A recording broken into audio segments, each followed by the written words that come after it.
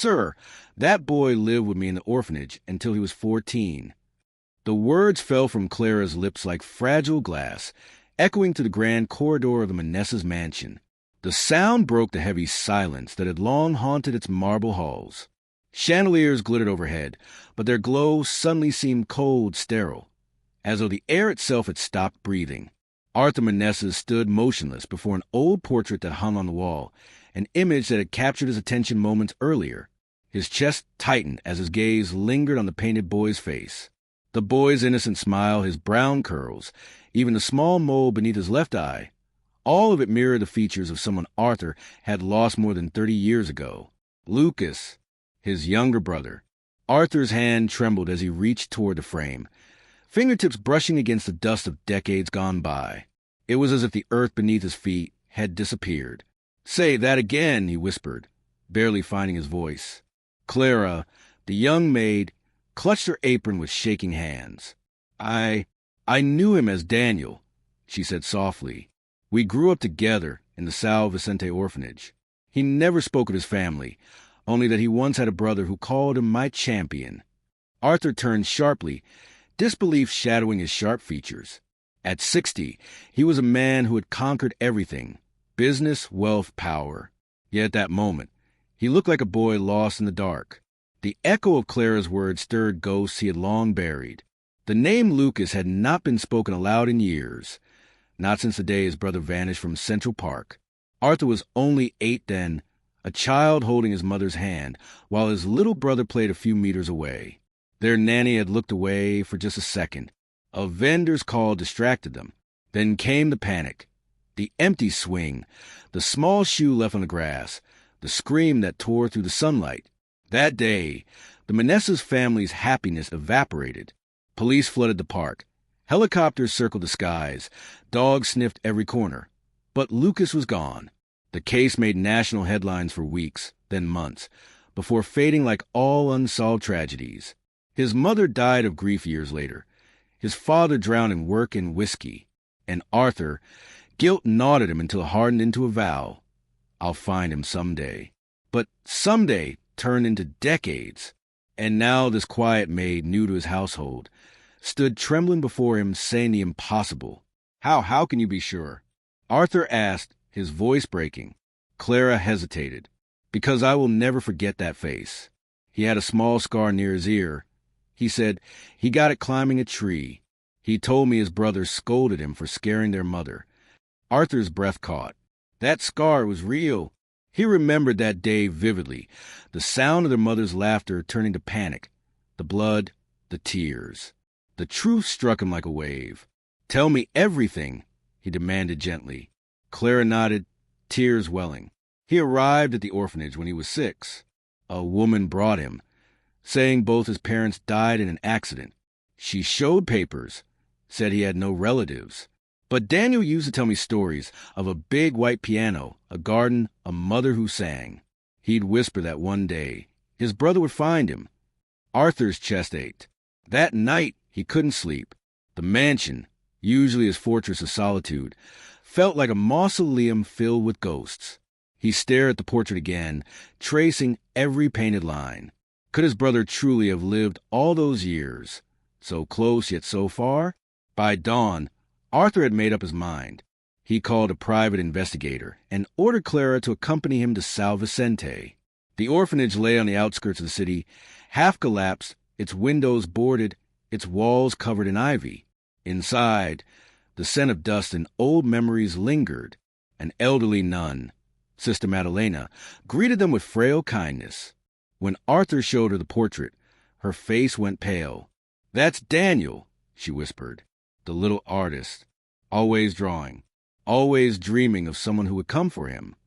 Arthur's voice shook. "Do you know how he came here?" The nun nodded slowly. "A woman brought him, said she was a social worker.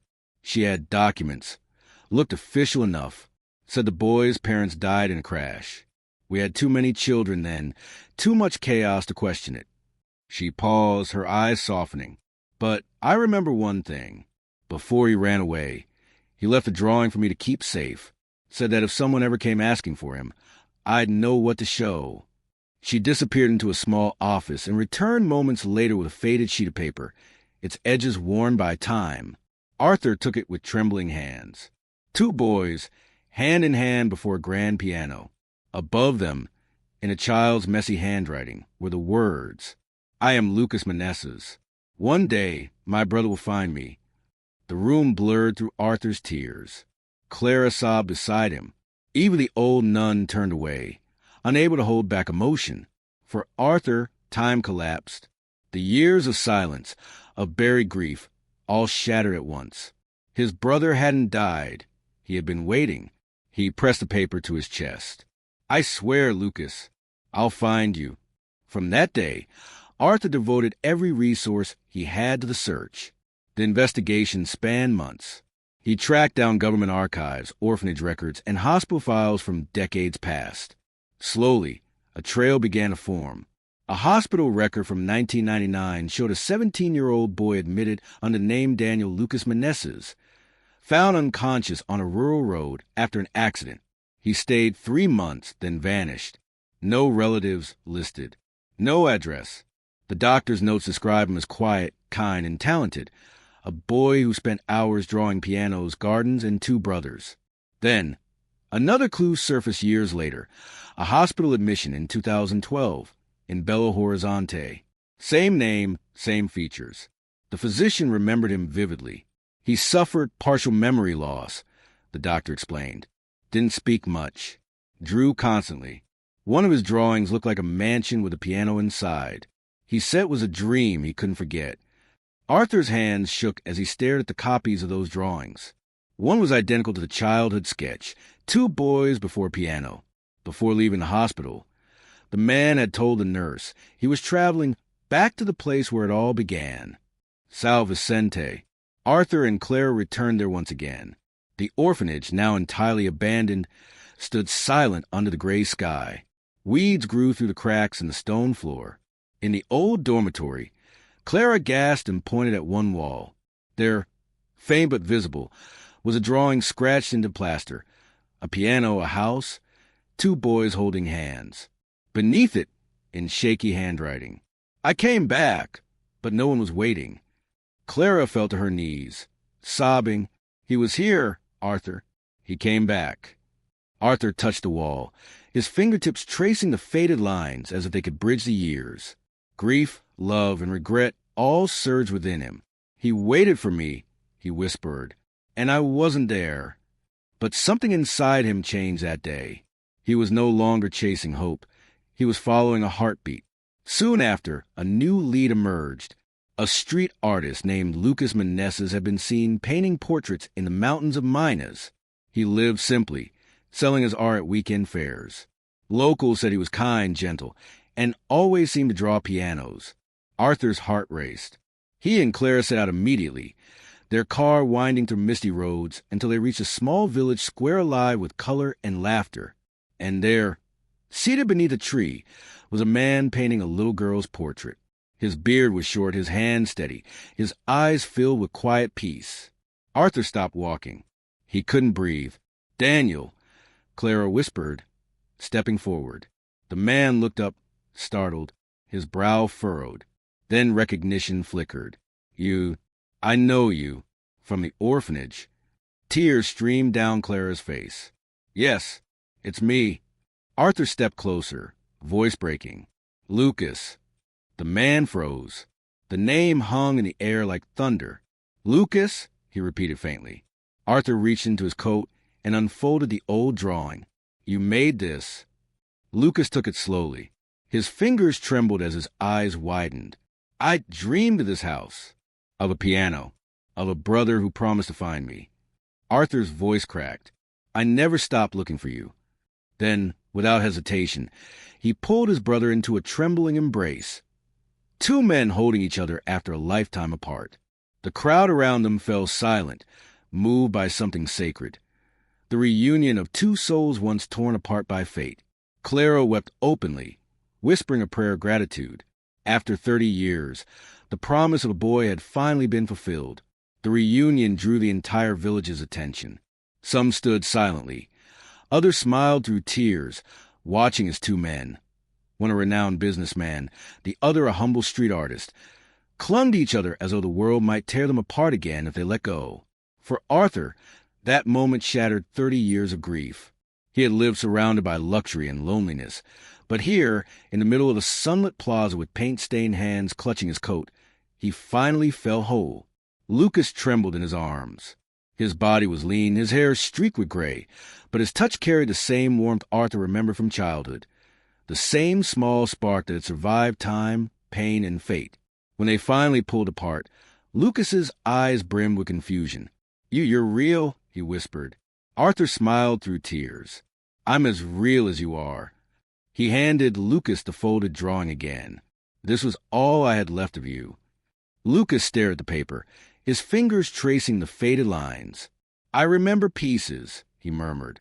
"Music, a woman's voice singing, your laughter." "That was Mother," Arthur said softly. "You used to play near the piano while she sang." At the word piano, Lucas blinked hard, as if something deep inside him stirred. "The piano," he repeated. "I used to dream of it. I thought it was just a dream." "It was home," Arthur whispered, "and it's still waiting for you." Clara stood nearby, wiping her tears, smiling faintly. The sun cast golden light across the plaza, painting the brothers in warmth as if the universe itself had stopped to witness their reunion. That night, Arthur arranged for Lucas to stay at a nearby and while doctors examined him. The test confirmed what Arthur already suspected. Lucas suffered from partial amnesia caused by trauma. Yet, as he spent time with Arthur and Clara, fragments of memory began to resurface like small lights flickering in the dark. He recalled their mother's lullabies, the scent of old books in their father's study, and the sound of Arthur's laughter echoing to the hallways of the mansion. When they returned to Rio de Janeiro a week later, Lucas stood before the grand gates of the Manessa's estate with trembling hands. He hesitated at the entrance. "I used to dream of this place," he said, his voice quivering. "But every time I walked toward it, it disappeared." Arthur placed a hand on his shoulder. "Not anymore. You're home." The gates opened with a slow creak, and Lucas stepped into mansion, the same one where, years before, his portrait had sparked the truth. The marble floors gleamed, the chandeliers shimmered softly, but his eyes went immediately to the piano standing in the sunlit parlor. He approached it as if approaching something sacred.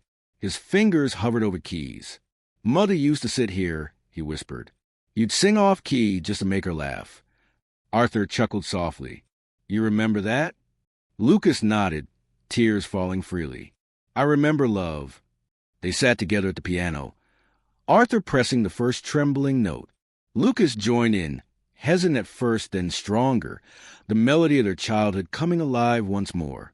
The sound filled the mansion like a resurrection, echoing through every corridor, breathing life into walls that had only known silence. When the last note faded, Lucas turned to Arthur and smiled, a smile that carried decades of lost years and newfound peace. "You found me," he whispered. Arthur gripped his brother's hand. "I promised I would." In the weeks that followed, their story unfolded piece by piece. The investigator uncovered the truth behind Lucas's disappearance. The woman who had taken him to the orphanage was identified as Teresa Villar, a nurse who had once worked for a wealthy couple desperate for a child. When Lucas vanished in the park, Teresa had been part of an underground adoption network, but she hadn't acted out of cruelty. The couple that took Lucas believed he had been abandoned. For years, they loved him as their own, but when both were killed in a car accident, Teresa panicked.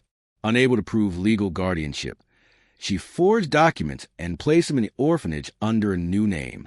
Arthur listened to the report in silence. The revelation was heavy, but his heart no longer burned with rage. "She didn't mean to destroy us," he said quietly. "She was following orders, and fate did the rest."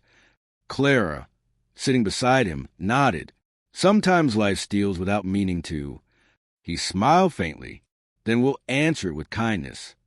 Lucas began therapy and medical care, and with time, his memory slowly pieced itself back together.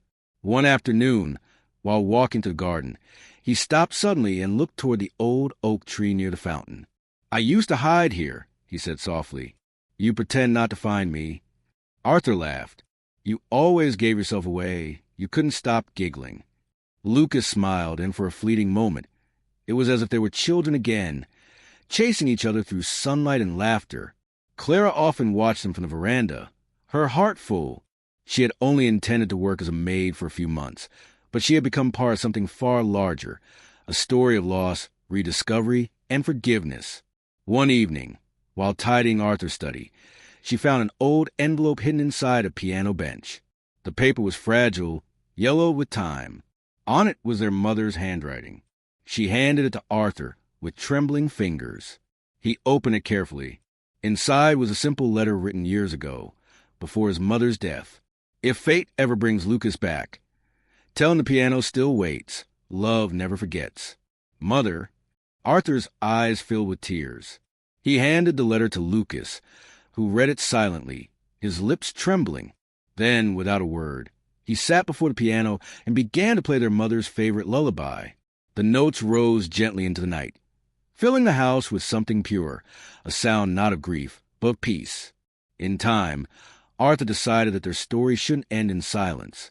He used his fortune to establish the Manessa's Foundation, dedicated to helping missing children reunite with their families and supporting orphanages across Brazil.